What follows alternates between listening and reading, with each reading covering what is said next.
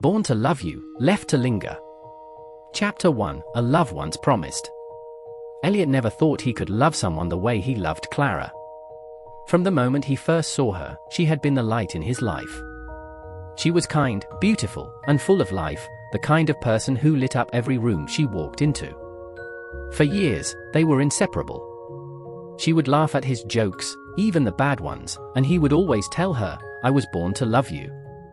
Clara had once said the same words back to him, whispering them in the quiet of the night when it felt like nothing could ever separate them. "You're my everything, Elliot," she had said, her voice soft and sincere. Those words had been etched into his soul, a promise he thought would never be broken. But promises are fragile things. Chapter 2, Fading Light. As the months turned into years, Clara changed. The once bright spark in her eyes seemed to dim when she looked at him. She started coming home later, her smiles no longer reaching her eyes. Elliot noticed the shift, but he didn't want to believe it. He told himself it was just stress, that life had gotten in the way of their happiness. One evening, as they sat in silence over dinner, Elliot reached for her hand. "Clara," he said softly, "is everything okay?" She pulled her hand away, her eyes avoiding his. "I'm fine," she replied, her tone cold and distant. But Elliot wasn't fine. The woman who had once been his everything now felt like a stranger sitting across the table. And he didn't know how to bring her back. Chapter 3, The Goodbye. The day she left was rainy and cold, the kind of weather that seemed to mirror Elliot's emotions. Clara stood by the door, her suitcase in hand.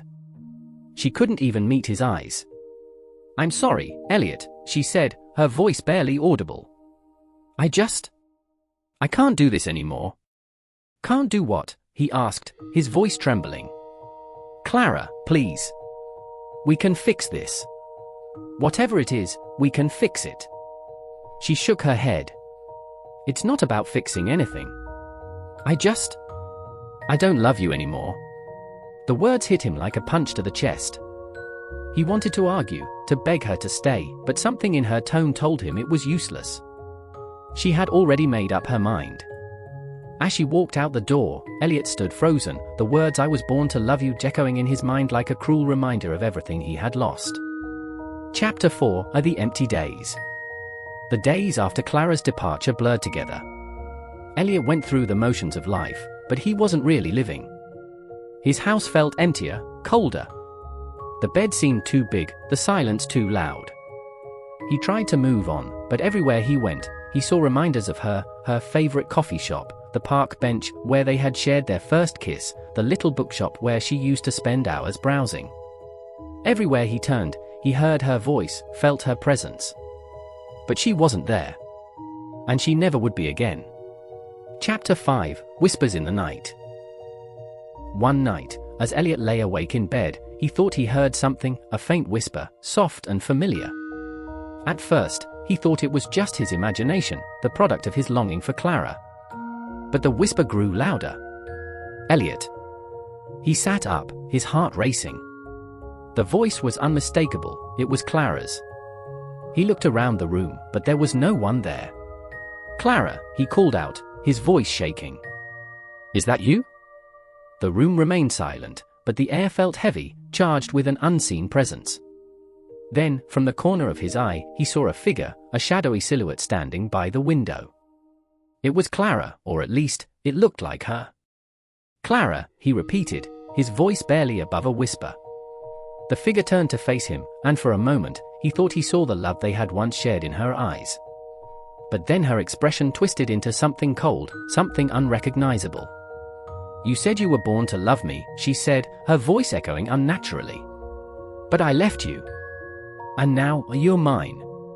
Chapter 6, Bound by Love. Elliot tried to speak, but his voice caught in his throat. The room grew colder, and he felt an invisible force pressing down on him. Clara's figure moved closer, her presence overwhelming. "You couldn't let me go," she said, her voice a mix of sorrow and anger. "And now, I can't leave you.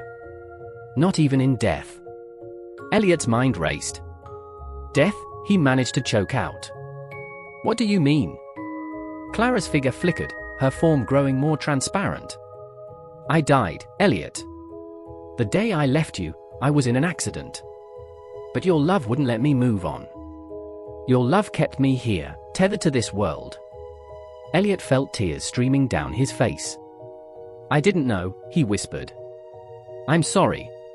I didn't know. It's too late for sorry, Clara said, her voice softer now, almost sad.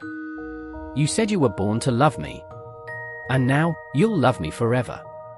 Chapter 7, Forever Together. The next morning, Elliot's neighbor knocked on his door, concerned about the lights that had been flickering in his house all night. When there was no answer, they called the authorities. Inside, they found Elliot sitting in his chair by the window, a faint smile on his face. He looked peaceful, as if he were simply asleep. But he wasn't breathing. On the table next to him was a photo of Clara, the words "Forever Yours" scrawled on the back in his handwriting. The townsfolk spoke in hushed whispers about Elliot and Clara, about a love so strong it defied even death. Some said they saw shadows moving in the windows of the house at night, heard faint whispers of laughter. But no one dared to go inside. Because some loves are eternal, and some promises can never be broken. Vocabulary summary. Inseparable, unable to be separated, very close. Distant, emotionally far away or disconnected. Trembling, shaking slightly from fear or emotion. Blurred, not clear or sharp. Tethered, tied or connected to something. Transparent, able to be seen through. Echoing. Repeating a sound that is heard again. Overwhelming, very strong or powerful. Flickering, shining unsteadily or wavering. Eternal, lasting forever.